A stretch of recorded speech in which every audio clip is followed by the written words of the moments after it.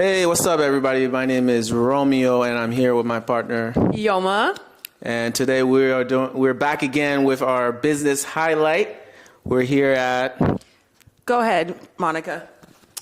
This is Realty One Group Supreme, located in Allentown, Pennsylvania, right off of Tillman Street. I'm a realtor here, and this is our conference room. And today we're here highlighting two heavy hitters, Barrington and Manica, and we're going to see if we can educate everybody because the home buying process is quite the process. So let's bring it back to you. Yeah, so like I said, we want to highlight small businesses that are doing big things in the Lehigh Valley. And Barrington and Manica definitely killing it. I've known Barrington for a while, just met Manica this year, and just I can tell that they have a lot of knowledge, things that I didn't know when I first got my first place, and now that I'm trying to look for another place, a lot of knowledge that I don't have.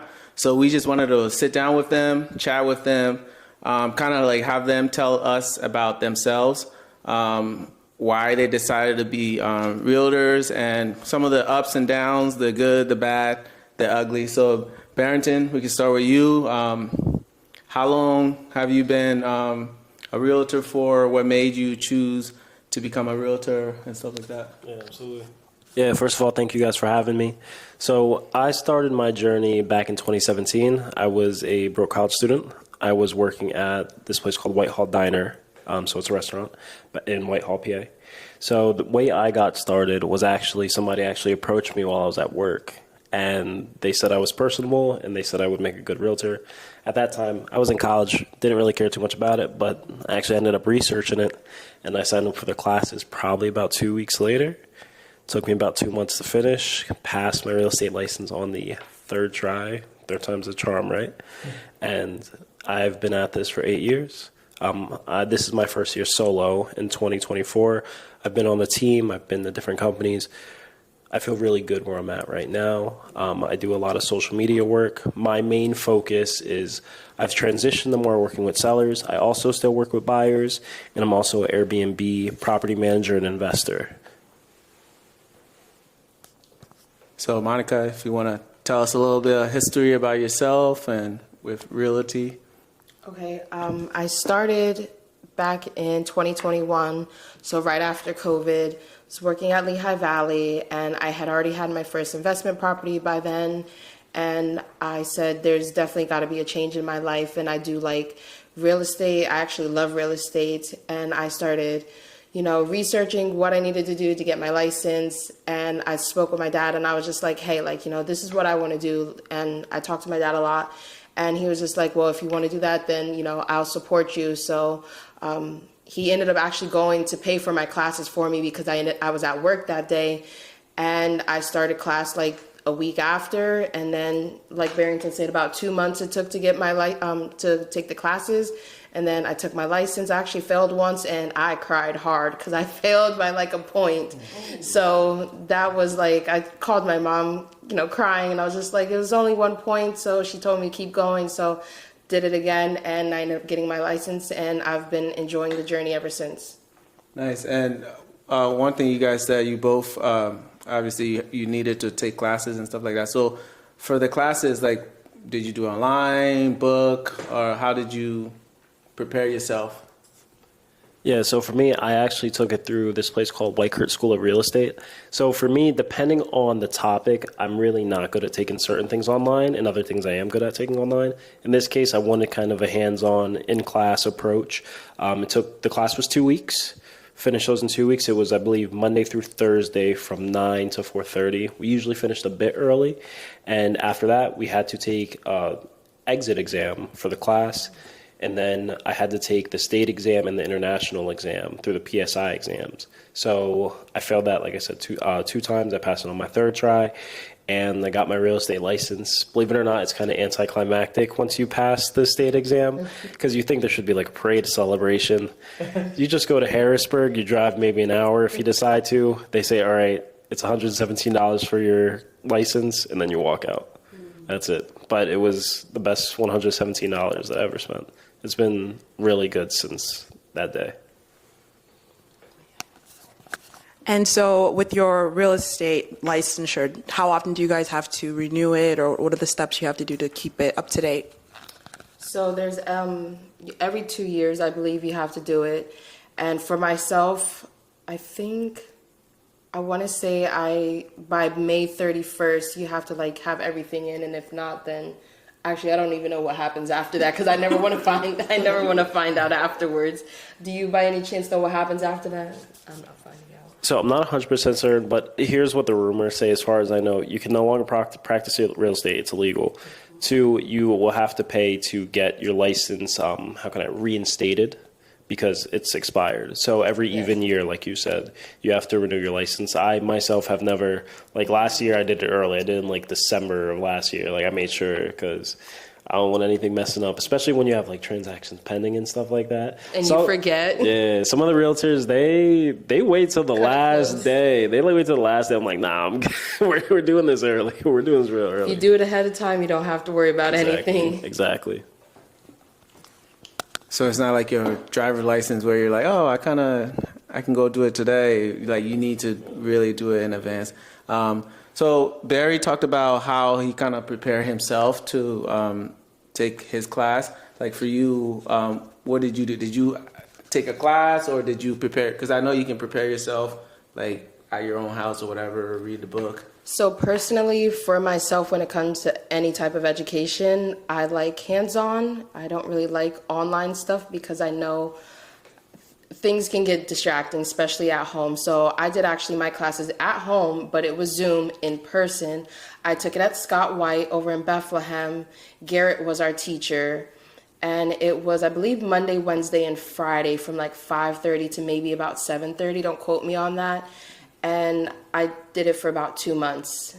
And then after that, I got all my transcripts, took my tests, and got my license. I actually got my license number so that year, my birthday is July 10th. And I told myself by July 10th, I want to have my real estate license. And I got my real estate license number on July 1st of 2021. Wow. Yeah, that's cool. Well, so thank you both for sharing, the background journey of how you got to where you are today. And now I think right now we're going to go ahead and segue into the whole buying and selling process. So we want to go ahead and educate all of you out here so you guys can feel empowered when you're going to take that journey. And I say when and not if, because we're trying to push everybody to do it. You can do it. And here are some 2 knowledgeable realtors that can help you through.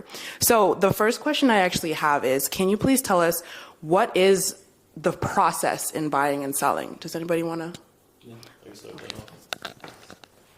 So the biggest process in buying and selling is first and foremost, you are unable to buy unless you're pre-approved. That is the first thing. You need to go to a mortgage company or you need to go to a bank to get a pre-approval. You can get great recommendations from realtors as well, because some lenders and some banks aren't as good as others. Even if it's a big bank, believe it or not, sometimes those people aren't actually the best option.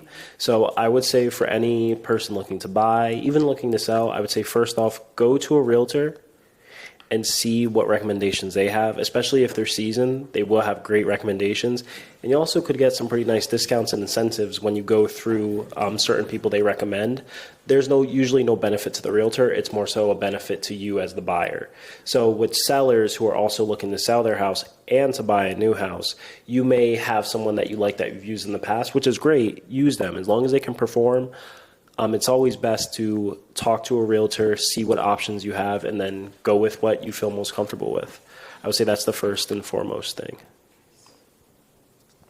So when you go to the realtor, they'll probably like guide you and kind of like help you through like the different steps with running the credit and stuff like that to get pre-approved. Correct? Well, you could talk about that because you know the best spots. So you look at that credit score. So as far as if you're a consumer looking to purchase a house, like Barry said, definitely you want to start out with getting pre-approved. As far as getting pre-approval, us realtors, we do have lenders that, are preferred lenders, or we can, guide you like how to go on the process. In my opinion, I would say I would definitely recommend finding a lender versus a bank. And I would say the reason why is if you're looking on a Friday evening at 5 o'clock with a realtor, you sign your exclusive or your non-exclusive with them and your consumer notice. And you say, okay, hey, Monica, I really like this home on 123 Main Street. what do I need to do? This one is $50,000 more than what my pre-approval is. If you get pre-approved through Chase Bank or Wells Fargo, 9 times out of 10 at 5 o'clock in the evening, they are closed. So the reason why we say, it's best to go with the lender is because most of the time they do work after hours, and they're able to help you and say, hey, here's an updated pre-approval for this house, because you never know if that house may have highest and best offers, things like that.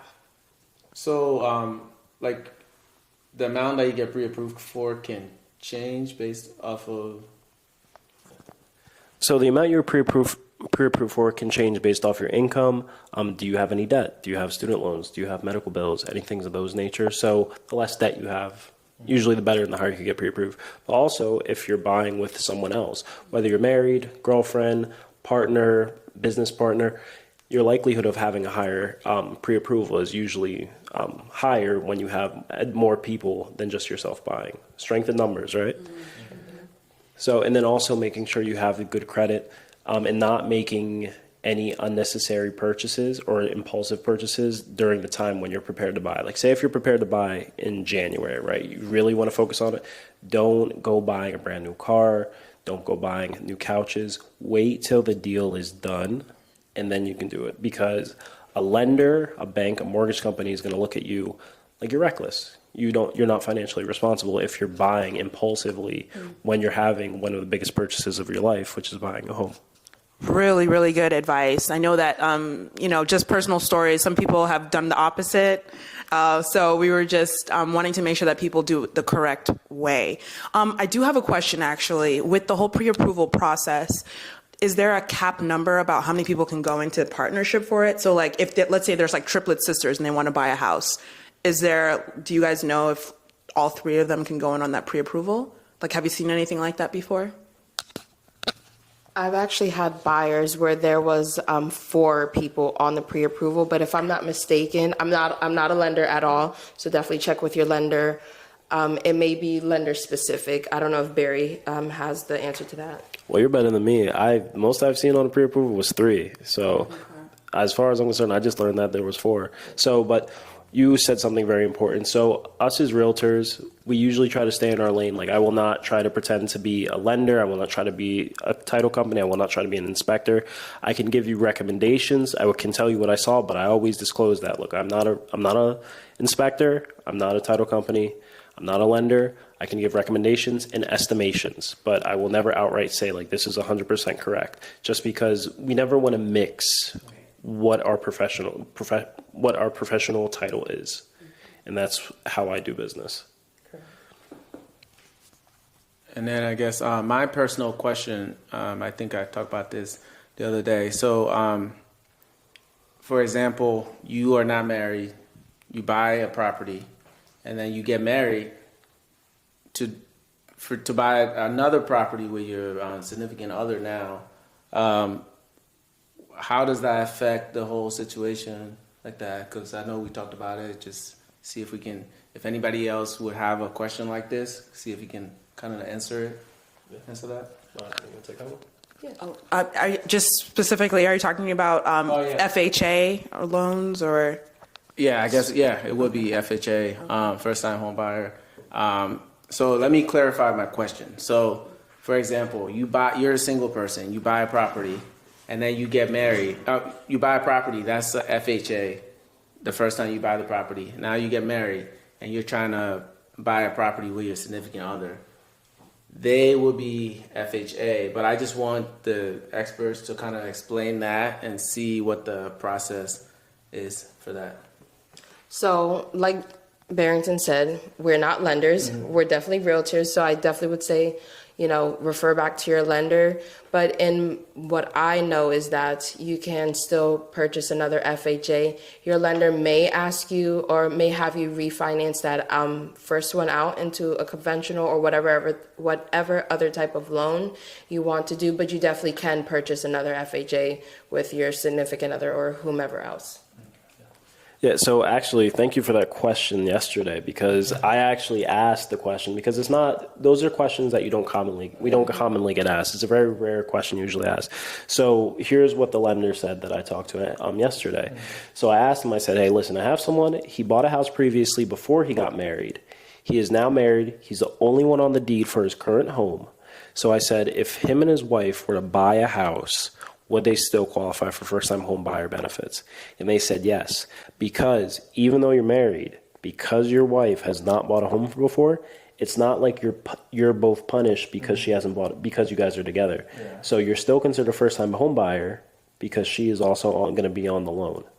So it's a great benefit for you. Thank you. Yeah. Yeah, thank you for that, because I've always had that question. Nobody really seemed to have an answer for me. So, Yoma, you have any? So with the home buying process, I know that there are some questions about like contingencies, and can you like specify kind of what those are? I know we're just talking about certain buzzwords that we find in the real estate realm. So I can give one contingency, an inspection contingency. It's not COVID anymore.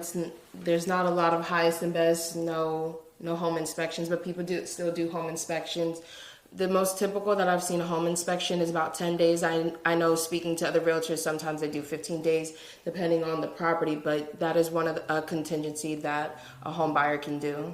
Do you have an example of another one? Yeah, so going back to what you said, so there is the earnest money deposit, which is usually due in about 5 days when you go under contract. So say if you signed an agreement today, you would have 5 days to deliver the earnest money.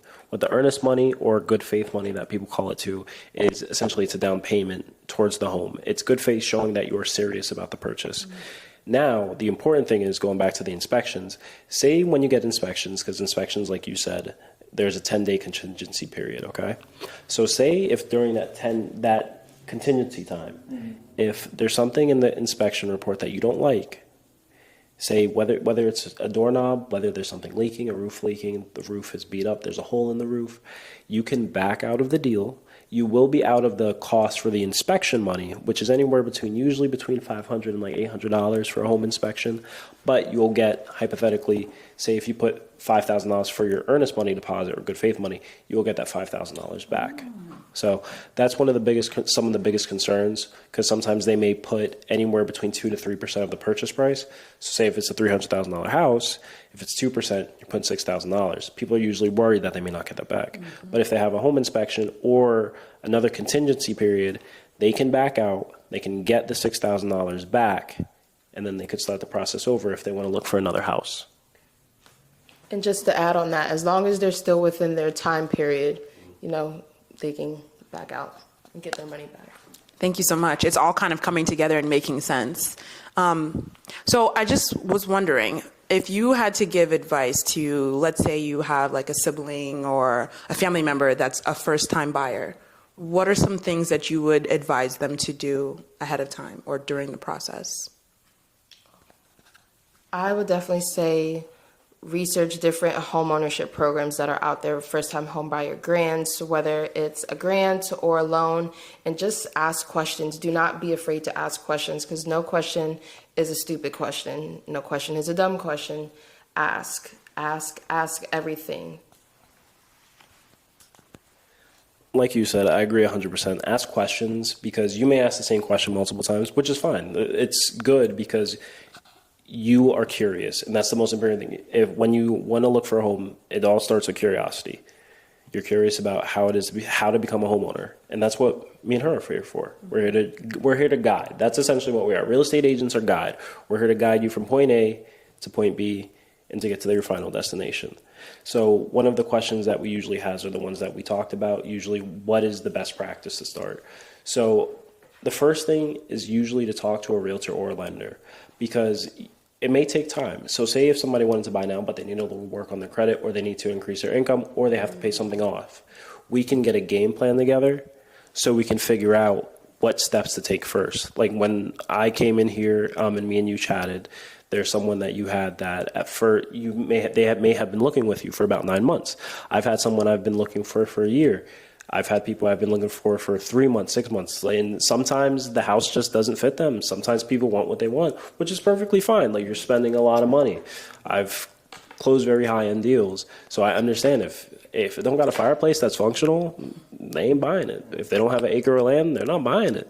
And that's perfectly normal. So it all depends on what people are looking for. The main thing is for us is usually stay in touch, because you can lose those people. Yes. But the main thing is to stay in touch, and we just want to be able to guide the people that ask for our help, because that's all they want.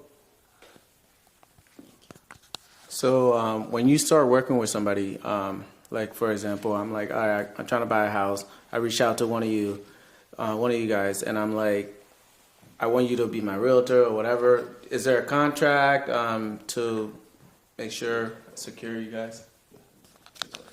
That's actually a really great question. With everything that's been going on in the real estate world, not just in the state of Pennsylvania, but all over with the NAR settlement.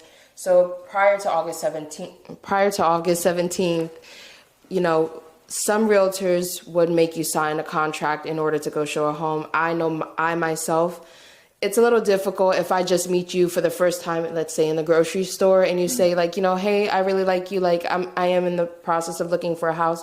Can you show me 123 Main Street? And I said, okay, yes. What I would do is I would show at least, you know, 1 or 2 properties with you, and then try to get a feel to see if we even match as a realtor and a buyer. Because sometimes you as a buyer may say, hey, I don't really like how you work as a realtor.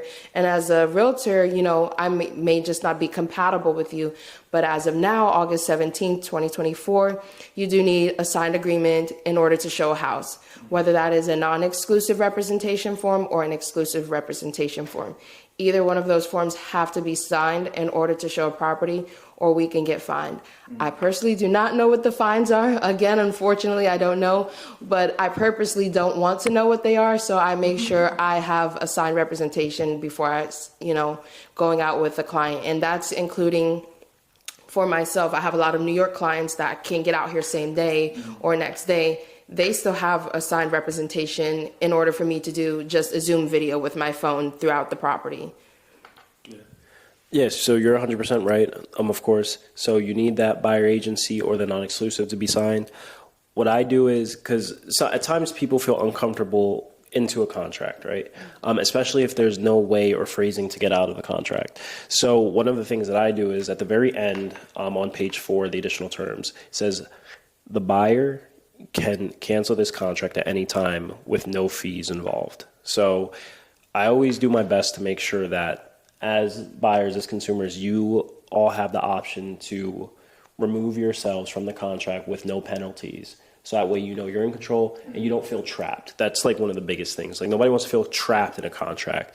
We've probably all experienced contracts where it's 6 months, 12 months, and it's a bad experience in the first month. Do you really want to pay someone who's doing a terrible job another 11 months? Probably not. So I make sure that even in my listing contracts, just seller can terminate this contract at any time for any reason. And it gives them that peace of mind. I've actually had a good experience with the contracts. I think there was only one new person that I didn't want to sign it, which is understand. It's their choice at the end of the day. But for the most part, I haven't had an issue. I just present it. I say, hey, legally we can't. Because like you, I don't want to know what the fees are. Like I was like, somebody else could find out. But like, just let me know. But I don't want to know. So that's the last thing that I want to do. Yeah, that's interesting. I remember when I was going through the process to get my place, I was excited in the beginning, and then I started getting like cold feet. I was like getting nervous. I was like, I don't know if I'm ready to do this. So I called the realtor, like we were just talking. She didn't like try to persuade me, but like she just like said, yeah, it's your decision, whatever. Just let me know tomorrow if you still want to go through with this. And it's cool that you give the buyer that option to, all right, if you feel like this is not the right decision for you, because I'm like big on that. Like if in the beginning, like if I don't feel comfortable, I'm just like, this isn't it. But it ended up being a good decision for me in the end, and I've been there for like 6 years now. So.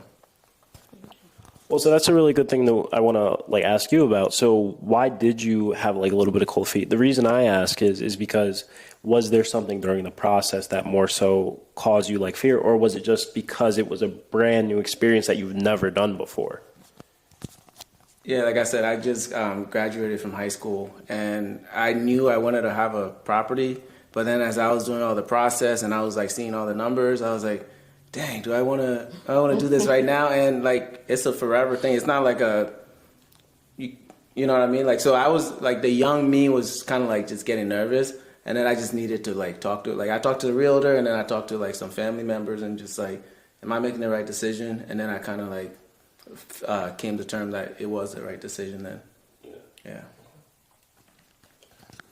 This is all really good information. I know that one of the biggest things, like Romeo, you were talking about, looking at the numbers on this huge purchase of a lifetime, and it all kind of goes back to finance. So what happens if you have a buyer and they're so excited, but when it's time, the financing falls through? Have you been in those situations, and what's the game plan? Yeah, so things happen. Nobody expects a rainy day, but it's always best to prepare for it. Sometimes you can't always prepare for it.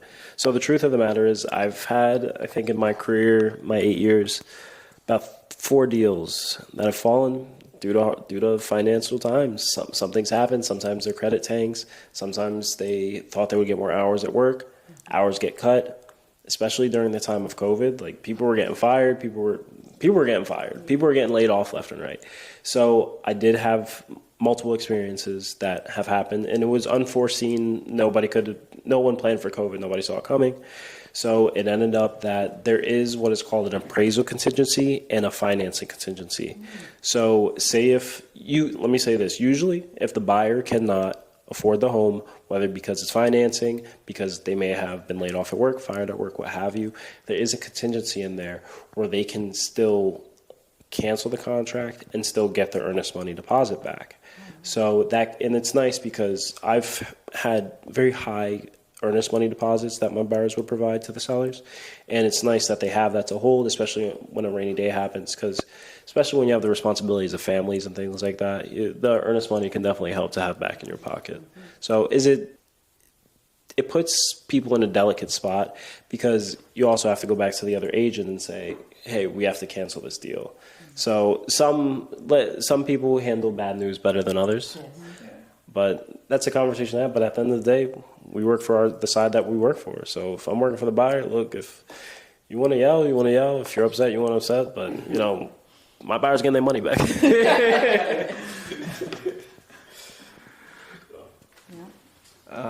Would you say you've represented both sides like evenly, or like what have you done more of? I would say, especially this year, I'm about 50-50. I think I have 2 listings higher for selling them than I have for buyers this year. I think I've sold about 22 homes this year. So right now, actually, I'm even now because I have 2 buyers under agreement right now. Actually, I just put another one under agreement this evening. Congrats. So thank you.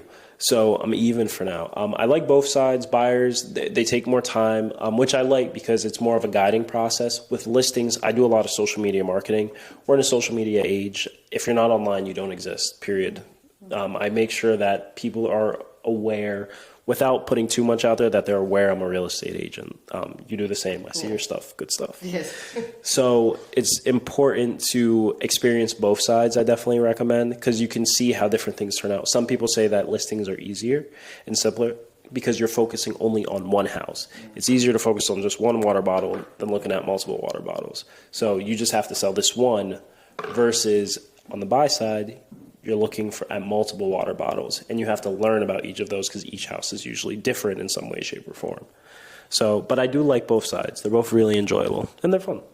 I'm actually really happy that you brought that up, Barrington, because one of the questions I had was, what is the role of a listing agent? I just always assumed that a realtor was a listing agent and vice versa. So could you guys break that down for us a little bit more? Like, how did you decide to go into more listing? Do you want to talk that, and then I'll chime in after?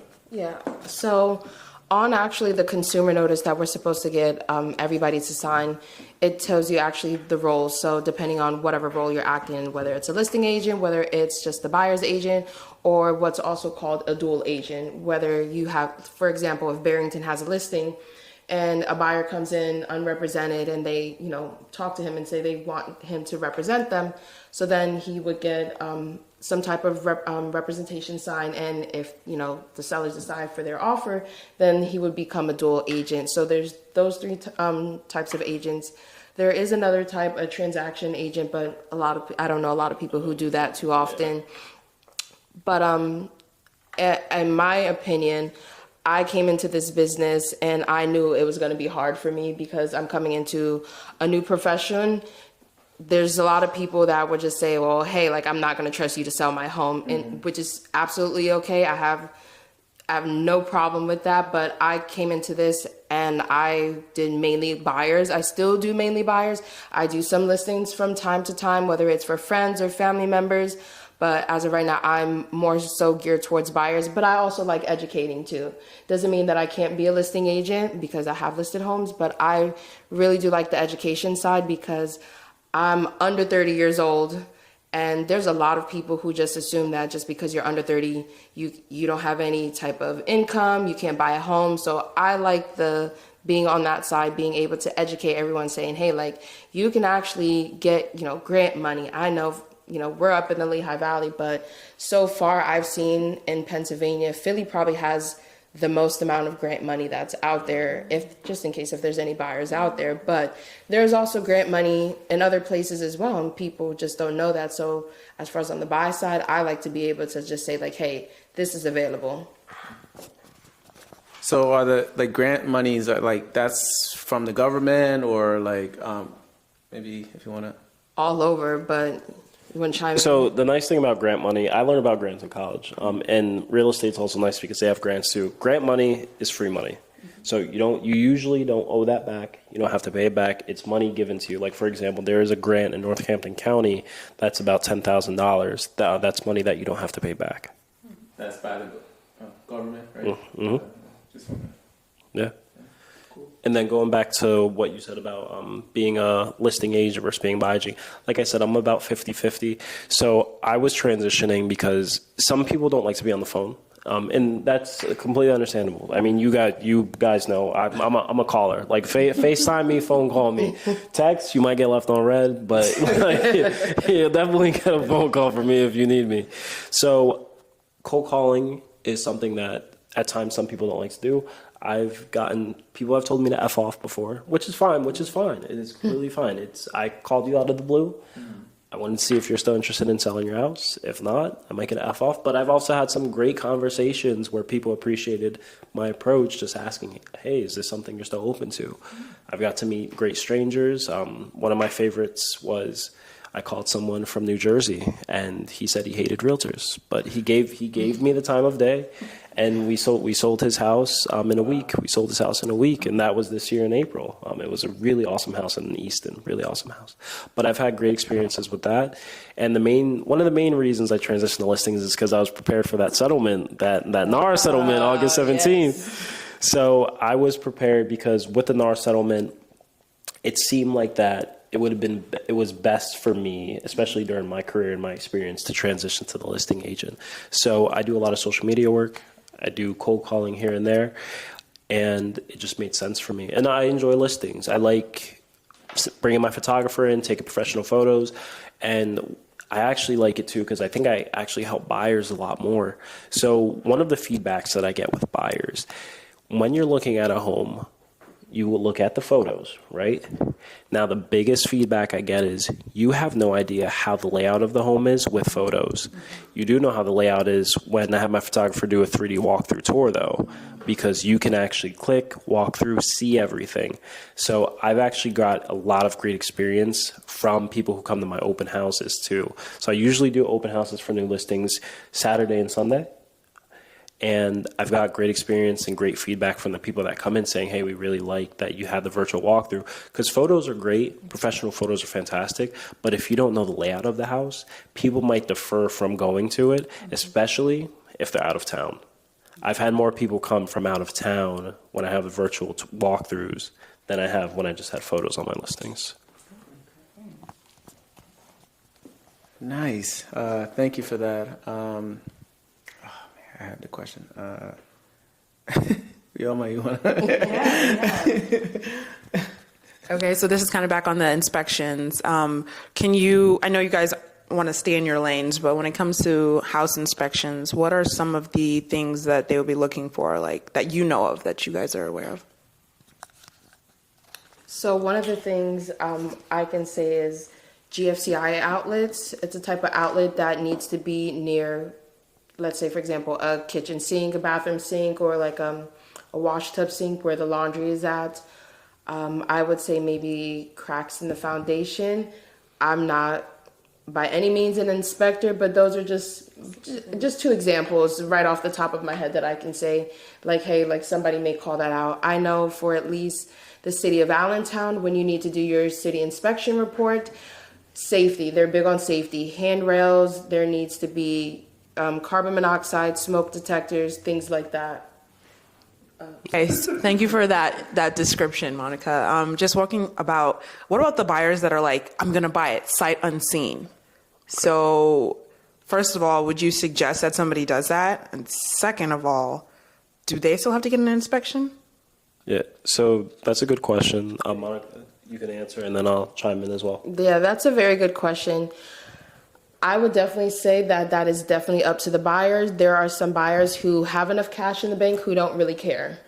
If they see a property online, let's say, for example, it's a property that recently gone through some fire damage, it's at a good deal, sometimes they don't care what the price is, and they already know that, hey, this needs extensive renovation, I have the money for it, I can afford it.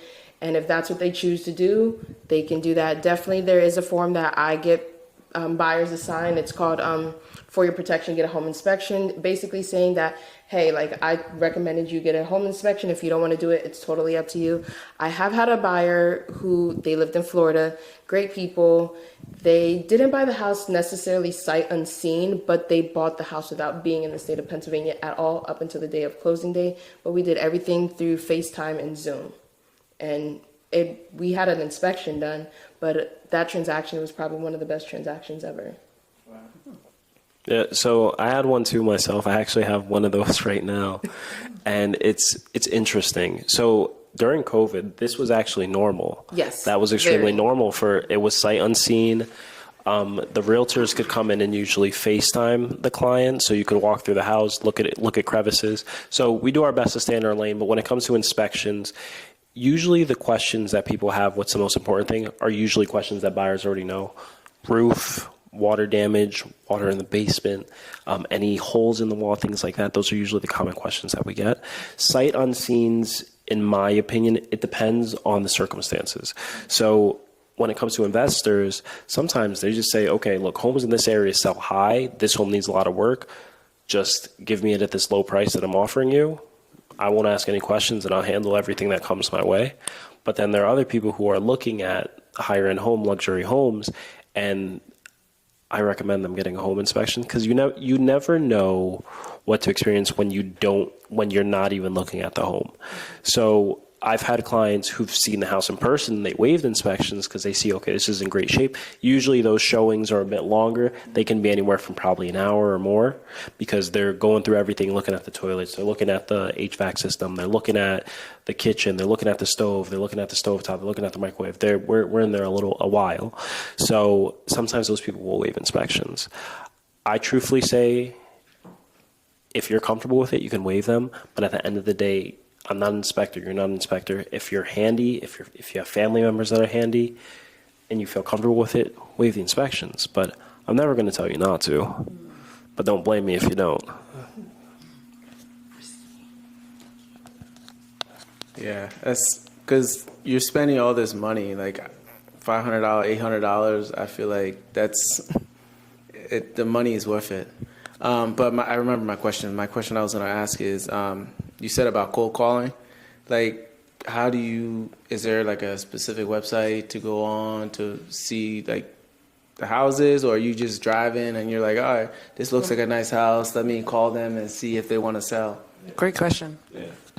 Yeah, man, that's a really good question. So I use this website called mojosells.com.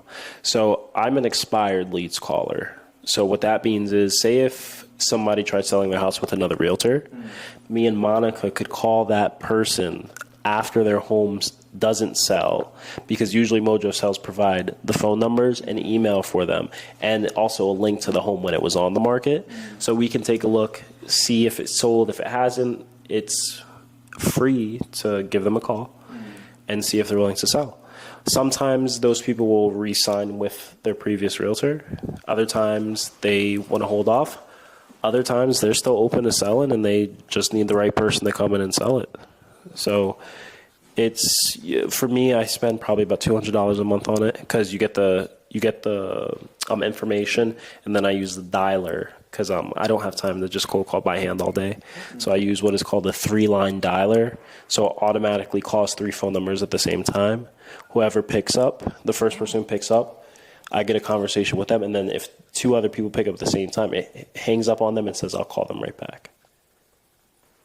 Nice. Learning so much. Yeah. Go ahead. Sorry. So I know as we're winding down, there were 2 questions I specifically wanted to just touch on. I know that as realtors, you guys owe it to your sellers your buyers to tell them, like, disclose certain information. So let's say, there was a tragic accident that happened in a house, or maybe if a house was quote unquote haunted, like, what are some of the things that you guys have to disclose that aren't exactly always so comfortable, but you do it anyways? So I've had one instance where actually, unfortunately, there was someone who had passed away in the home, and luckily the other agent had reached out to me and say, like, hey, like, you have this showing, I just want to let you know, just in case if the buyers ask, because I guess it was something that was in the news, and she just wanted to, like, let me know, like, hey, this happened, just in case if your buyers have heard of it. If you have any other questions, just feel free to reach out. But this is the reason why they're selling the home. I don't know if you've had a situation similar. Yeah, so you actually don't have to tell someone if someone's died in the home. You do not. It's called a stigmatized home. Unless the buyers ask, you do not have to say a thing if somebody has passed away in that house. However, if there's something wrong with the home, then you have to say it. Like, if they had water damage, there was an accident, like something of that nature, someone broke in, stuff like that, you have to disclose. If someone has passed away in that home, you don't have to say it. So unless they ask. So, or unless the agent says something. But unless yes, the agent says something, yes. Definitely all the safety ones you do have to disclose, unfortunately. Yeah. And truthfully, when it comes to someone passing away, we may not even know. That's just the truth, because usually if we're on the buy side. Mm-hmm. So if we're showing you the home, we don't know too much about the sellers, because I went through a house yesterday actually, and it was a trust. So a trust usually means that the owners of the home may have passed away. They're in a retirement home. There's a power of attorney. The home is passed down to their next of kin, their children, something like that. So the owner may have passed away. They could be in the nursing home. You just don't know. So sometimes you just don't know, and there's no reason to talk about it because you don't know yourself. And then you don't want to worry your client either. It just could get messy. But if you do know, tell them. Absolutely. That's a really, really good question. I have a question about interest rates. I don't know if you guys will be able to answer it, but how does it get affected? And with what's going on right now where they're cutting the interest rate, do you know anything about that? Like, is there any knowledge that you can give on that? I can go first on this. Yeah. So this is more of a lender question, but I'll tell you what I do know, and a lender will guarantee the same thing. So interest rates can fluctuate daily, even during the day. They can fluctuate from all types of reasons. If something on the news comes up, during COVID, it was one of the best times, ironically, to buy a house, because interest rates, the lowest I saw during COVID was 2.2%. I refinanced. Yeah. Yeah. So things can happen. There was a pandemic, and as crazy as it sounds, it's very unfortunate what happened, but for the housing market, a lot of people refinanced, and they got great deals. So interest rates can fluctuate daily.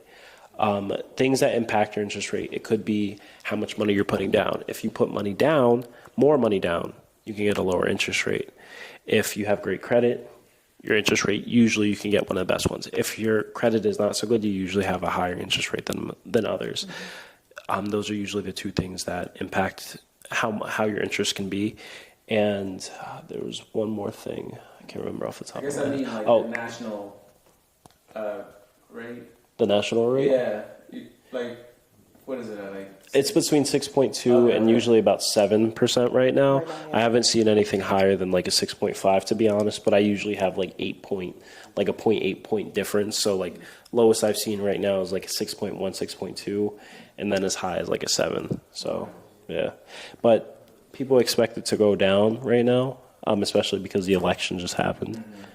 But you never know. The truth is, you can always refinance because some of the people who want to wait, this is important for buyers. Sometimes buyers will want to wait, say, oh, the interest rates are going to go down, then they go up. So here's an example. Back in COVID, people saw that it was at 2%, and then it went up to 4%. They're like, oh, it's going to go back down. It's going to go back down. Then it became 5%.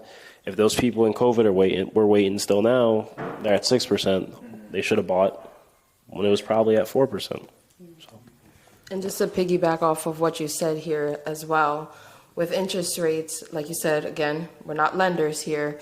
However, I do know, since I a lot work on the buyer side, what we've been doing, my team and I, is reaching out to buyers who actually, got pre-approved maybe a few months ago, and interest rates were maybe high, at the high 7s.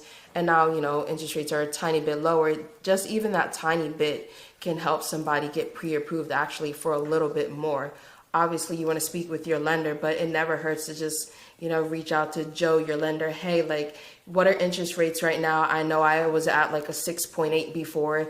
If they're down to 6.5, for example, and, they're all their fees may be a little bit lower, or maybe they qualify for maybe even if it is like $5,000 or $10,000 more, those numbers make a difference when looking for a home. Wow, this has been very informative. I'm very happy that you guys took the time to talk to us. And just kind of before we leave, I know that you guys are very busy people. If there are side projects or anything that you're working on, I know Barrington, you talked about an Airbnb business that you're starting.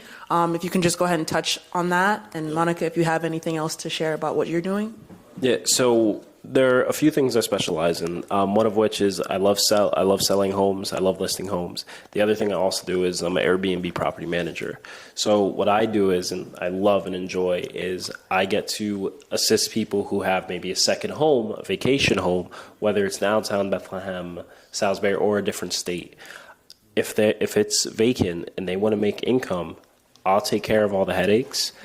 I will put it on what it's called a short-term rental. So Airbnb is a short-term rental company. Mm-hmm. So what I could do is I would present to guests, have the option to stay at your home. I handle the guest care, customer service, answer questions, take care of anything they need, provide them information, whether it's things to do around the area. Wi-Fi, that's the number one thing people ask me for. No matter what, I could. They always ask for the Wi-Fi password. So take care of those things. I can also help people purchase an Airbnb property, give them the best return on investment, show them why I feel this is the best return on investment. I'm a numbers guy. Investors are usually numbers guy. If the numbers don't make sense, they don't even waste their time. So it's a great experience. You can make great income. I've seen people go from losing money on their second vacation home to making $50,000 in revenue. So it's real nice when that second home that you bought isn't just collecting dust, and it's being taken care of. And the other thing is too, those people, if they decide to, okay, it's coming up on the summertime, we'd like to stay in the property. Okay, just let me know. I'll block out those dates. You can go in. We'll still take care of the cleaning because my team takes care of the cleanings, take care of the property management.